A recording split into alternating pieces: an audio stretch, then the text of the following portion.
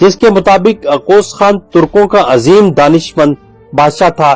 اس عظیم ترک سردار نے تمام تاتاری اور منگول قبیلوں کو یکجا کیا اور پہلی مرتبہ ترکوں کی ایک عظیم سلطنت کی داغ بیل ڈالی۔ یہ سلطنت 300 سال سے زیادہ عرصے قائم رہی۔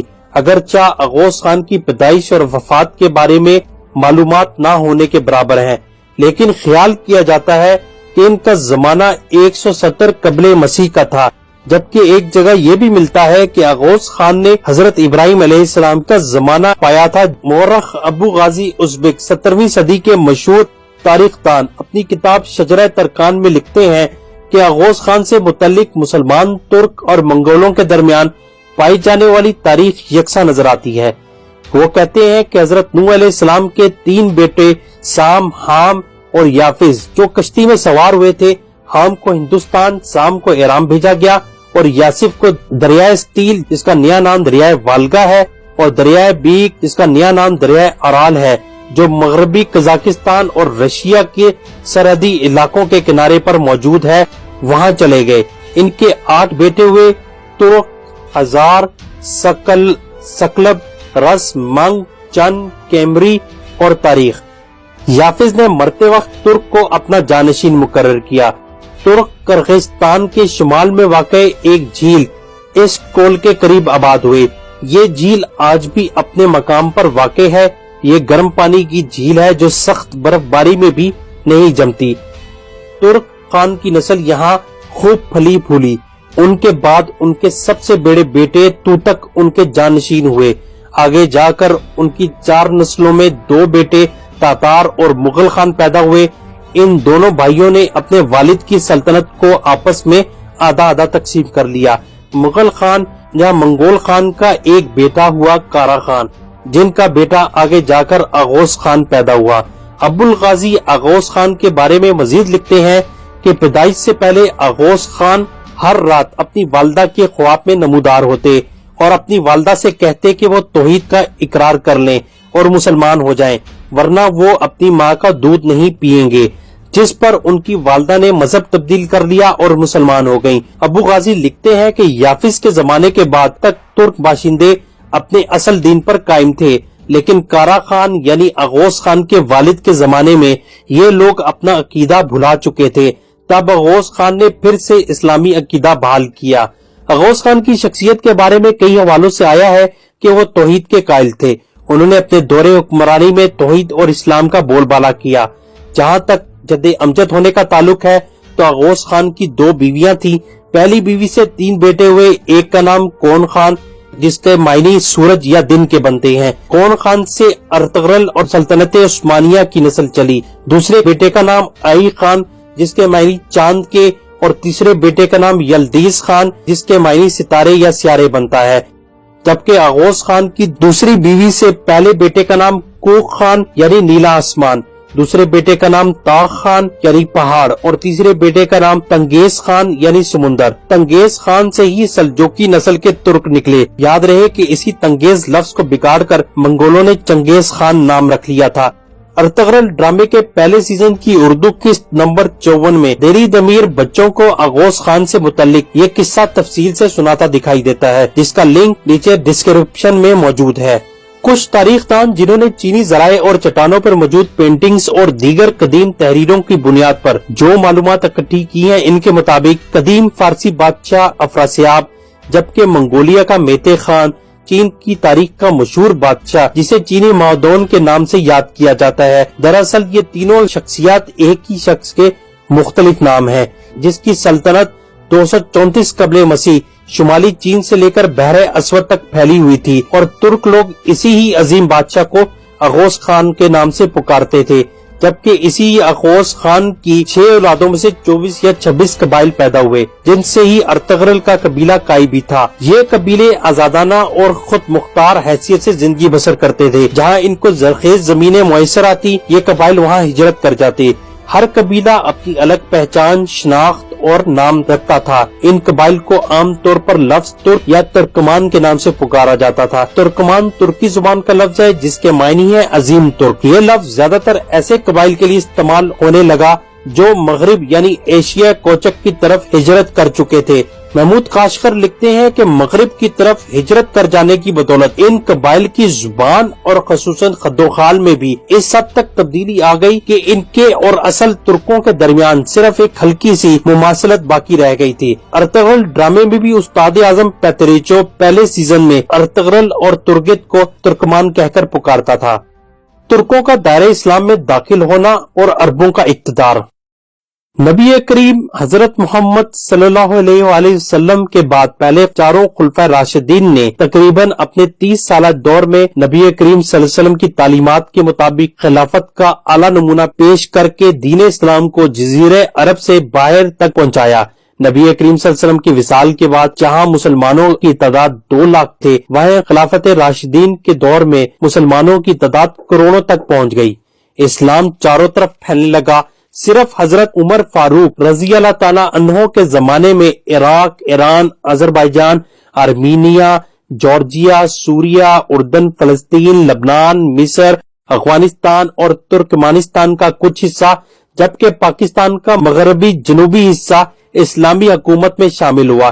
خلفائے راشدین کے بعد تقریباً 1 صدی بنو امیہ نے دمشق شام کو دارالسلطنت قرار دے کر فتوحات کا سلسلہ جاری رکھا، حتیٰ کہ اسلامی حکومت کی سرحدیں ایک طرف چین اور دوسری طرف اسپین تک پھیل گئیں۔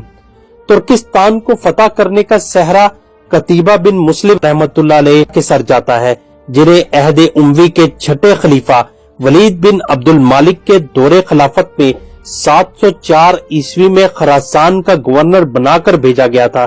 قتیبہ بن مسلم کو تاریخ دان فاتح وسط ایشیا اور خراسان کے عقاب کے نام سے یاد کرتے ہیں۔ قتیبہ بن مسلم پر اگر کوئی دوست کتاب پڑھنا چاہے تو لنک موجود ہے۔ ان کی فتوحات کا سلسلہ کافی وسیع تھا۔ انہوں نے بخارا، سمرقند جیسے بڑے بڑے شہر اور وسط ایشیا کے کم و بیش تمام علاقوں کو اپنی کمال بہادری سے زیر نگی کر لیا۔ انہوں نے 715 عیسوی میں مشرقی ترکستان یعنی چین کے موجودہ علاقے سنگیانگ کو فتح کر لیا، جہاں شہنشاہ چین نے عربوں کی بالادستی قبول کرتے ہوئے خراج دینے کا وعدہ کر لیا۔ اس فتح کے ساتھ ہی ترکستانی علاقوں میں اسلام کی شروعات ہوئی۔ اس حوالے سے تاریخی کتابوں میں ایک واقعہ ملتا ہے کہ جب قتیبہ بن مسلم نے ترکوں کے تمام بت خانوں کو تباہ کرنا چاہا تو ترکوں نے اپنی عقیدے کے مطابق قتیبہ بن مسلم کو ڈرانے کی کوشش کی اور کہا کہ جو بھی ان کے بتوں کی بے ادبی کرے گا وہ ہلاک ہو جائے گا، مگر قتیبہ بن مسلم رحمۃ اللہ علیہ بت خانوں کو آگ لگوا دی اور ان کا بال بھی بیکا نہ ہوا۔ اس واقعے سے ترکوں پر بڑا اثر پڑا اور وہ جوک تر جوک اسلام میں داخل ہونے لگے۔ بعد ازاں قتیبہ بن مسلم نے اسلامی اور دینی تعلیم کو فروغ دینے کے لیے عرب سے شیخوں، خواجاؤں، سرداروں، فوجیوں، استاذوں اور ان کے خاندانوں کو سمرقند، بخارا، قاشقر، خوجند اور آس پاس کے علاقوں میں لا کر بسانا شروع کر دیا۔ لیکن بدقسمتی سے اسی سال خلیفہ ولید بن عبد المالک وفات پا گئے اور نئے خلیفہ سلمان بن عبد المالک نے عہدے کا حلف لیتے ہی جہاں موسیٰ بن نصیر، طارق بن زیاد، محمد بن قاسم کو اپنے مفتوحہ علاقوں سے واپس بلا لیا، وہیں قتیبہ بن مسلم کو بھی فوراً واپس آنے کا حکم دیا۔ قتیبہ بن مسلم نے واپس آنے سے انکار کر دیا اور نئے خلیفہ کے اس حکم کے خلاف بغاوت کا اعلان کر دیا۔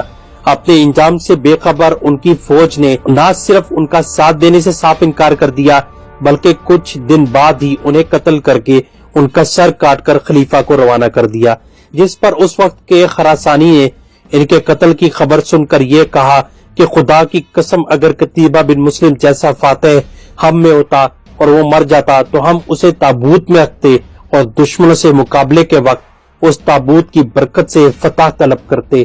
ترکستان پر عرب گورنروں کی تقرری ہوتی رہی، یہاں تک کہ بنو امیہ کا دور اختتام پذیر ہوا اور ایک تحریک کے ذریعے 750 عیسوی میں وجود میں آئی خلافت عباسیہ نے دارالحکومت دمشق سے بغداد منتقل کر کے فتوحات کا سلسلہ جاری رکھا۔ خاندان عباسیہ نے 500 سال سے زائد عرصے تک حکومت کی، جو ایک طویل دور ہے۔ ترکستان کا یہ علاقہ نہ صرف اسلام کی روشنی سے منور ہوا بلکہ علم و حکمت کا مرکز بن کر اپنی پوری آب و تاب سے عالم اسلام میں ایک روشن ستارے کی طرح چمکنے اور دمکنے لگا۔ علم و حرفت کے خزینے یہاں سے پھوٹنے لگے۔ اس دور میں علمی، ادبی اور تاریخی بے شمار قابل ذکر کام ہوئے۔ حدیث، تفسیر، تاریخ، سیرت اور ادب کی بے شمار کتابیں اس دور میں تحریر کی گئی۔ سائنس، حساب، طب کے ماہرین یہاں پیدا ہوئے۔ اس زرخِ زمین سے ایسے مشاہیر اٹھے جنہوں نے انسانی تہذیب کو آگے بڑھانے، علم و ادب کو پھیلانے، دینی اور دنیاوی علوم کو عام کرنے اور مخلوق خدا کو اس سے مستفید کرنے کے لیے اپنی زندگیاں وقف کر دی۔ یہ نامور اشخاص ترکستان کے ہر علاقے سے اٹھے اور تاریخ کے اوراق پر اپنے کارناموں کے انمنٹ نقوش چھوڑ گئے۔ ابو علی سینا، جن کی تصانیف 6 صدیوں تک یورپ کی درسگاہوں میں بطور نصاب پڑھائی جاتی رہیں، وہ بخارا میں پیدا ہوئے۔ جلال الدین رومی بلخ میں پیدا ہوئے اور یہیں جوان ہوئے۔ امام بخاری بخارا میں پیدا ہوئے۔ محمود قاشقری مشہور مورخ قاشقر میں پیدا ہوئے۔ امام ترمذی ترمذ میں پیدا ہوئے۔ عبداللہ انصاری ہرات میں، امام ابو جعفر طبرستان میں، ابو نصر فارابی فراب میں، علی حجویری غزنی میں، حکیم محمد ثنائی غزنی میں، ارشد الدین وطوطہ وانصری بلخ میں، ابو ریان البیرونی خوارزم میں، موسیٰ خوارزمی خوارزم میں، ابو لیس سمرقند میں، مختیار کاکی فیرونا میں، اس طرح کئی دیگر مشہور مشاہیر جن کا ذکر وسط ایشیا کی مشہور نامور شخصیات میں آتا ہے۔ ان کی فہرست بہت طویل ہے۔ کئی صوفی مکتبہ فکر کے سلسلے جیسے نقش بندیہ بخارا سے، چشتیہ ہرات کے گاؤں چشت سے تعلق رکھتا ہے، یہاں تک کہ بڑے بڑے فقہا اور ائمہ کرام جن میں امام ابو حنیفہ رحمۃ اللہ علیہ، امام احمد بن حنبل، ابراہیم بن ادہم سر فہرست ہے، وسط ایشیا ہی کے فرزند تھے۔ ان کے آباء و اجداد یہاں سے ہجرت کر کے دارالخلافہ پہنچے تھے۔ اس میں کوئی شک نہیں کہ اسلام عربستان سے اٹھا، لیکن اس کی پرورش وسط ایشیا میں ہوئی اور یہیں سے توانا ہو کے دنیا تک پہنچا۔ میں یہاں اب اس ویڈیو کے پہلے حصے کا اختتام چاہوں گا۔ اس کے دوسرے حصے میں ہم بات کریں گے اس وقت کی عالم اسلام کی سلطنتوں کے بارے میں، جن میں خلیفہ بغداد، سلجوقی حکومت، ایوبیوں کی حکومت، سلطنت خوارزم وغیرہ شامل ہے۔